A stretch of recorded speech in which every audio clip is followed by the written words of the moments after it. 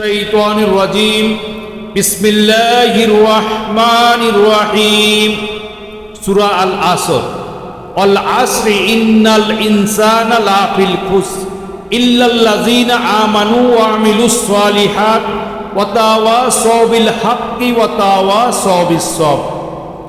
অত্যন্ত ছোট্ট একটি সূরা এবং খুব তাৎপর্যপূর্ণ একটি সূরা। এটা এই সূরার ভিতরে আল্লাহ রাব্বুল আলামিন ঘোষণা করেছেন ওয়াল আসরি, সময়ের কসম, নিশ্চয়ই দুনিয়ার সমস্ত মানুষ ক্ষতির ভিতরে রয়েছে।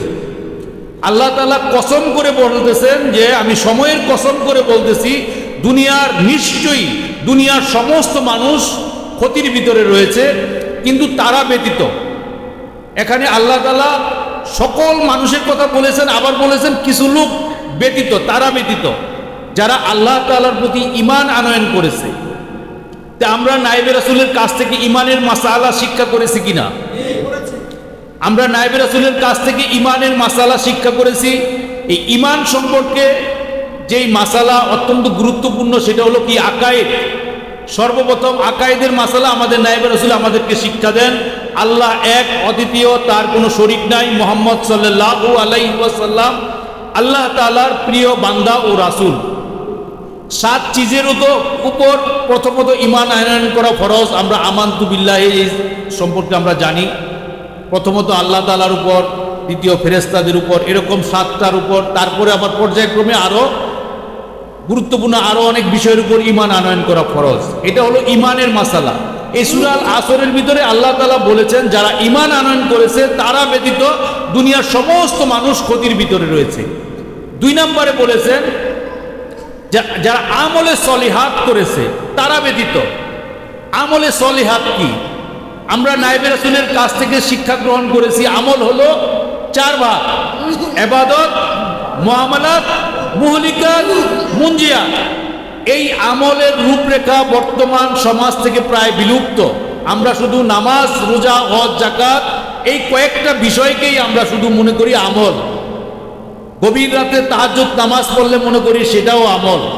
আর কিছু কি জিকির, আজকার, তাসবিহ, তাহলিল, আর তারপরে নফল ইবাদত বন্দেগী এগুলিকে মনে করি আমল। আসলে সত্যিকারের যে আমলের রূপরেখা, এই সত্যিকারের আমলের রূপরেখা আমাদের পূর্ণাঙ্গ দিনের ছাত্র ব্যতীত সঠিকভাবে কেউ কিন্তু এটার বিষয়ে জানে না। আমল হলো 4 ভাগ: ইবাদত আল্লাহ তাআলার হক, বান্দার হক হলো মুআমালাত, এই বান্দার হক সঠিকভাবে আদায় করতে হবে, এবং মুহলিকাত আত্মার অসৎ স্বভাবের মাসালা শিক্ষা গ্রহণ করে আত্মা থেকে অসৎ স্বভাব দূর করতে হবে, এবং মুনজিয়াত আত্মার ভিতরে যে সৎ স্বভাব আছে মৌলিকভাবে 10টি, এই 10টি সৎ স্বভাবের মাসালা শিক্ষা করে আত্মার ভিতরে এই 10টি সৎ স্বভাব আমাদের প্রতিষ্ঠা করতে হবে। এটা হলো আমলের সঠিক রূপরেখা। আমরা এই আমলের সঠিক রূপরেখা নায়েবে রাসূলের কাছ থেকে শিখতে পেরেছি।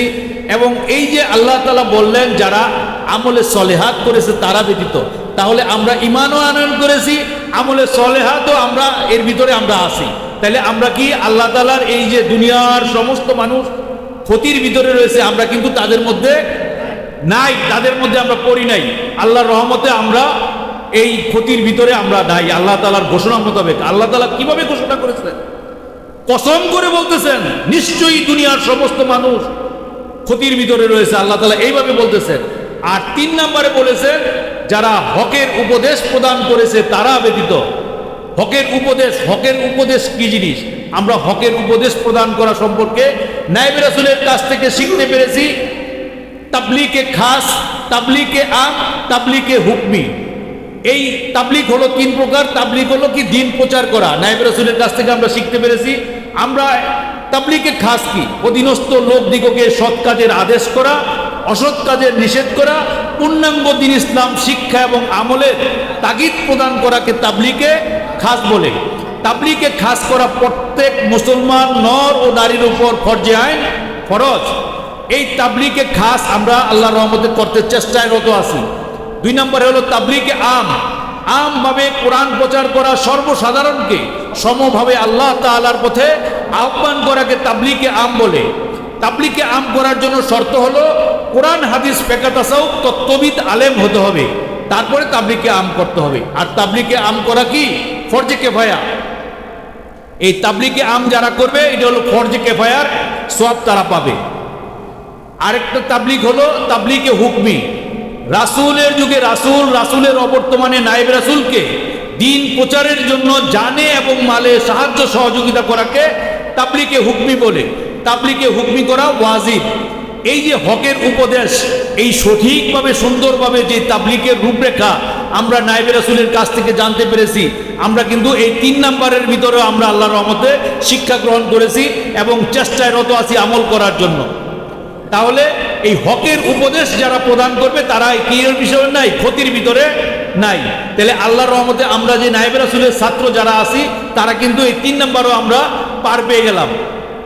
এই হকের উপদেশ প্রদান করতে গেলে যুগে যুগে নবী রাসূলদের সময়ে, যে নবী আমাদের বিশ্ব নবী যখন এই দ্বীনের দাওয়াত দেওয়ার জন্য তিনি তায়েফের মাঠে কি করছেন, তারা রক্তাক্ত হয়েছেন, মানুষের কাছ থেকে আঘাতপ্রাপ্ত হয়েছেন।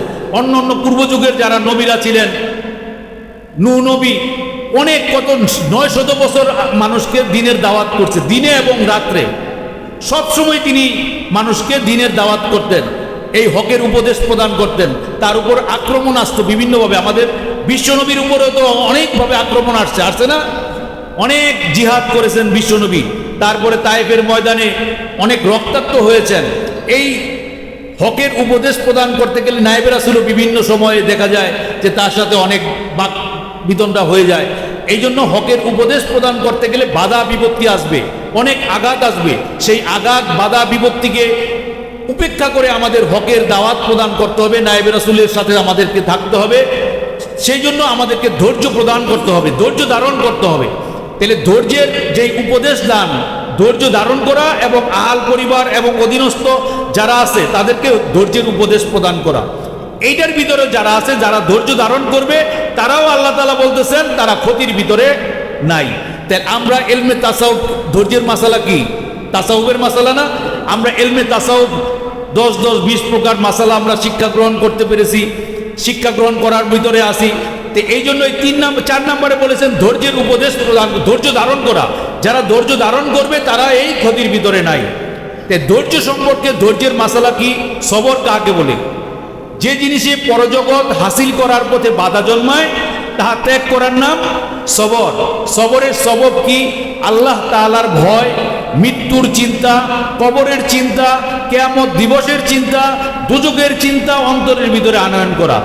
সবরের আলামত কি? সর্বকাজ শরীয়তের মুআফিক হওয়া। সবরের এলাজ হলো পীরে কামেলের সহবত রাখিয়া কঠোর রিয়াজত মুজাহাদা করা। আমরা সবরের মাসালাও আল্লাহর রহমতে আমরা শিক্ষা গ্রহণ করতে পেরেছি। আর সবরের স্তর হলো 3টি। প্রথমত ফরজ কাজ সমাধা করার ক্ষেত্রে ধৈর্য ধারণ করা। যেই ফরজ কাজ সমাধা, যখনই ফরজ কাজ আমাদের সম্মুখে আসবে সাথে সাথে ফরজ কাজটা করার জন্য আমাদেরকে সর্বার আগে আমাদেরকে এটা চেষ্টা করতে হবে। 2 নম্বরে হলো হারাম কাজ থেকে বিরত থাকার ক্ষেত্রে ধৈর্য ধারণ করা। হারাম কাজ থেকে কাজ থেকেও আমাদের বিরত থাকতে হবে। আর 3 নম্বরে হলো বিপদ আপদ বালা মুসিবতে ধৈর্য ধারণ করা। এই 3 স্তরে আমাদেরকে সবর ধারণ করতে হয়। প্রথম স্তর যেটা ফরজ কাজ সমাধা করার ক্ষেত্রে যেই ধৈর্য ধারণ করা, এটা যদি আমরা করি তাহলে 300 দরজা মর্তবা আল্লাহ রাব্বুল আলামিন আমাদের আমলনামায় দান করবেন। এক একটা দরজা মর্তবার স্থান হলো এই জমিন থেকে আসমান পর্যন্ত 500 বছরের রাস্তার সমান স্থান।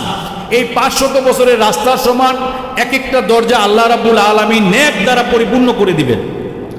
এরকম হলো ফরজ কাজ সমাধা করার ক্ষেত্রে এটা 300 দরজা মর্তবা আল্লাহ রাব্বুল আলামিন আমাদেরকে দান করবেন। আর হারাম কাজ থেকে যদি আমরা বিরত থাকতে পারি তাহলে 600 দরজা মর্তবা আল্লাহ রাব্বুল আলামিন আমাদেরকে দান করবেন। আর 3 নম্বরে হলো বিপদ আপদ বালা মুসিবতে যদি আমরা আল্লাহ তাআলাকে ভুলে না যাই, আমরা যদি অধৈর্য না হয়ে যাই, আল্লাহ তাআলার উপর আমরা একাত্মবাদের উপর আমরা বিশ্বাস ঠিক রাখি, তাহলে 900 দরজা মর্তবা আল্লাহ রাব্বুল আলামিন আমাদেরকে দান করবেন। তাহলে আমাদেরকে আমরা যে 4টা কথা আল্লাহ রাব্বুল আলামিন সূরা আল আসরের ভিতরে বলেছেন, সময়ের কসম করে বলতেছেন নিশ্চয়ই দুনিয়ার সমস্ত মানুষ ক্ষতির ভিতরে রয়েছে, কিন্তু তারা ব্যতীত যারা ঈমান আনয়ন করেছে, 2 নম্বরে যারা আমলে সলেহাত করেছে, 3 নম্বরে হকের উপদেশ প্রদান করেছে, 4 নম্বরে হলো কি যারা ধৈর্য ধারণ করেছে। এই 4টার ভিতরে ইনশাল্লাহ আমরা সকলে আছি কিনা যারা নায়েবে রাসূলের ছাত্র। তো এটা সকলেই খেয়াল রাখবেন যে এই যে সূরা আল আসরের যেই সংক্ষিপ্ত তাফসীর আমি আলোচনা করলাম, এটা সকলেই শিক্ষা গ্রহণ করার জন্য চেষ্টা করবেন ইনশাআল্লাহ। আল্লাহ রাব্বুল আলামিন আমাদেরকে এই সূরা আল আসরের উপর সঠিকভাবে আমল করে আমরা যেন একজন আমলে সলেহাত বান্দা এবং নেককার বান্দা হতে পারি, এবং আল্লাহ তাআলার যে ঈমানের মাসালার কথা বলা হয়েছে, ঈমানকে আমরা দৃঢ় রাখতে পারি এবং হকের উপদেশ প্রদান করতে পারি এবং ধৈর্য ধারণ করতে পারি। বিপদ আপদ বালা মুসিবতের সর্বকাজে যেন আমরা ধৈর্য ধারণ করতে পারি, সেই তৌফিক আল্লাহ রাব্বুল আলামিন আমাদের সকলকে দান করুক। আমরা সকলে বলি আমিন। আসসালামু আলাইকুম ওয়া রাহমাতুল্লাহি ওয়া বারাকাতুহু।